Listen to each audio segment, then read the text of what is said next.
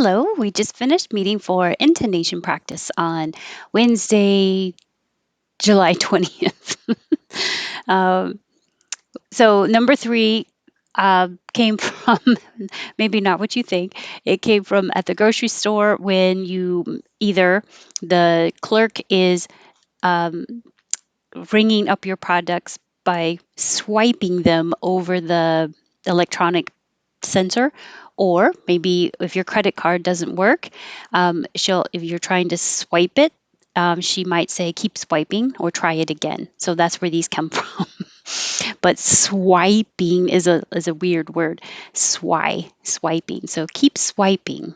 Keep the first keep, you just close your lips because you don't have to say keep. Keep swiping. Keep swiping. Try it again.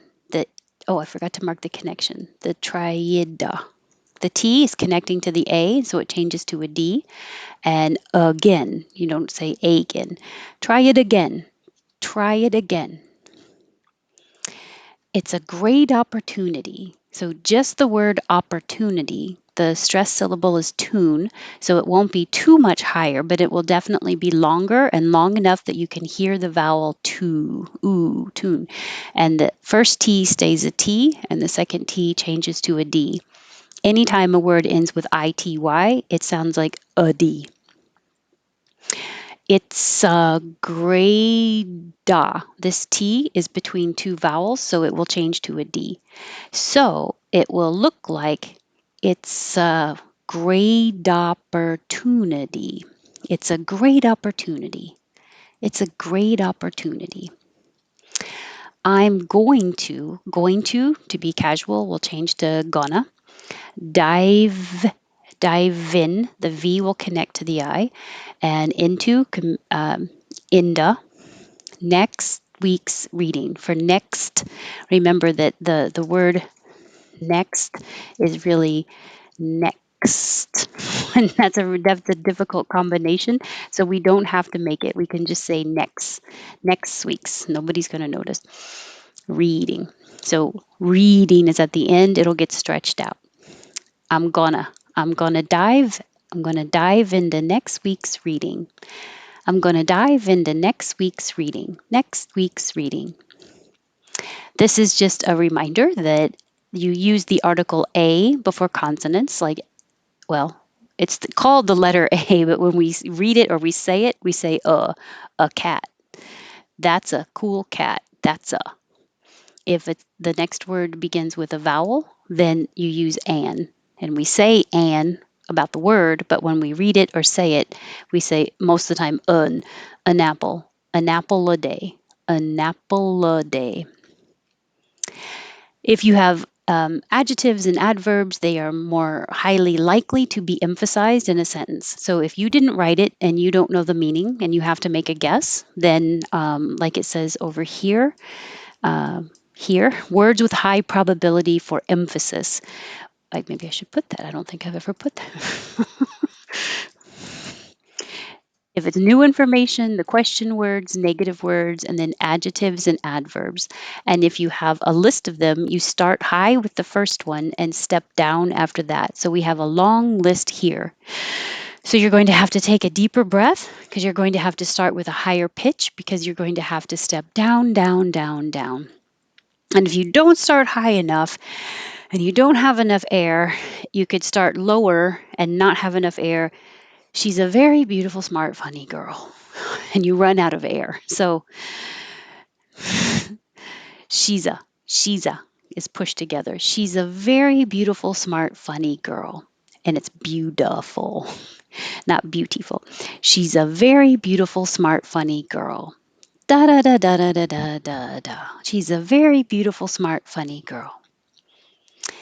Leaving it up to the other person to be to be the grown up.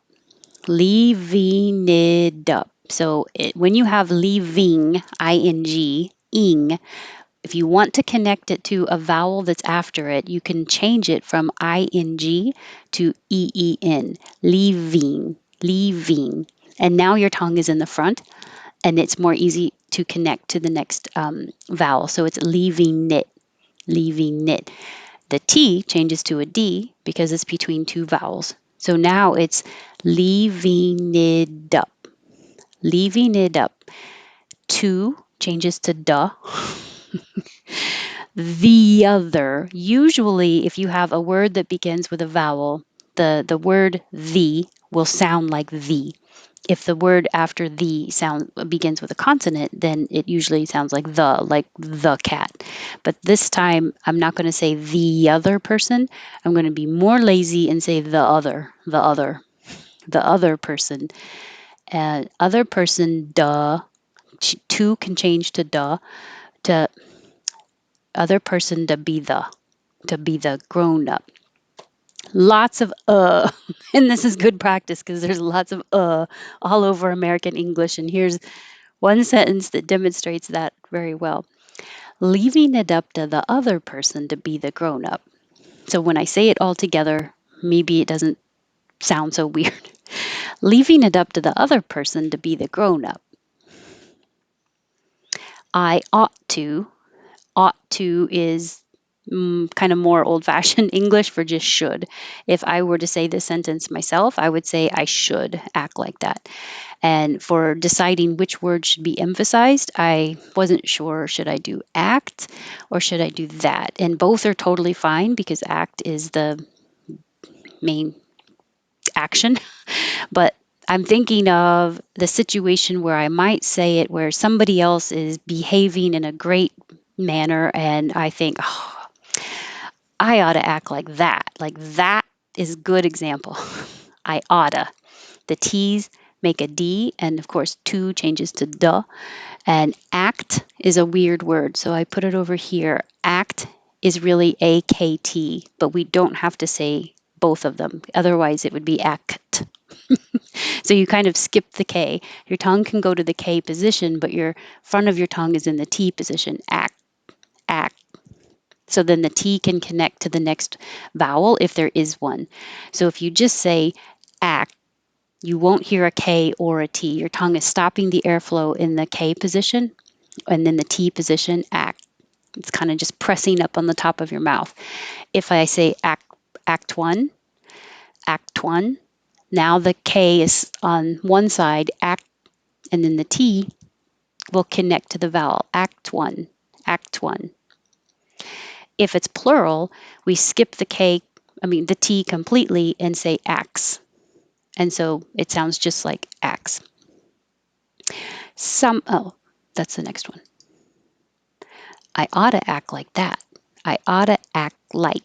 And you don't release this K either. So maybe I should put that little mark there. I put these marks to remind you to not stop moving. I'll put it up here. It's a lot of work just for a little mark. So I wanted that little mark right there to remind you don't release the airflow. Otherwise, it will sound like ought to act like that. That's too choppy. I ought to act like that. I ought to act like that. Here's the thing. Here's the thing. Good practice for THs. Here's the thing. Would you like something? We're changing. I just used it, but we're something changes to something. Anytime you want to make it more casual, you take off the ing, which this is not the stressed vowel, but this is the vowel e that's in ing, something. Take off the ing, but you're also changing the vowel from e, which is very high position, thing, to thin, where your tongue's in a more middle, lower position, thin, and the tongue comes up in the front. Something, ing, my tongue's up in the back, something, my tongue's up in the front. So would ya is connected. Would you like something? Would you like something? And I'll put that little, I won't put the mark there. Just remember, don't release like. Would you like something? It's a yes, no question, so it goes up. I can't put, oh, we didn't do this one. Sorry, that's where we stopped. But we had one last request for a longer sentence that is divided into pieces. So you look for groups of meaning. To transfer something means to move it from one place to another. So once you divide it into those little groups of meaning, then you can look for one word, maybe two, but try not to have more than one very often because then it becomes too jumpy and English can't be too jumpy. To transfer something means to move it from one place to another. Now that's it. So thank you. And if you were here, it was so great hearing you practice. And I hope this was a helpful review. And if you weren't here, I hope you can join us another time. Thanks. Have a good evening.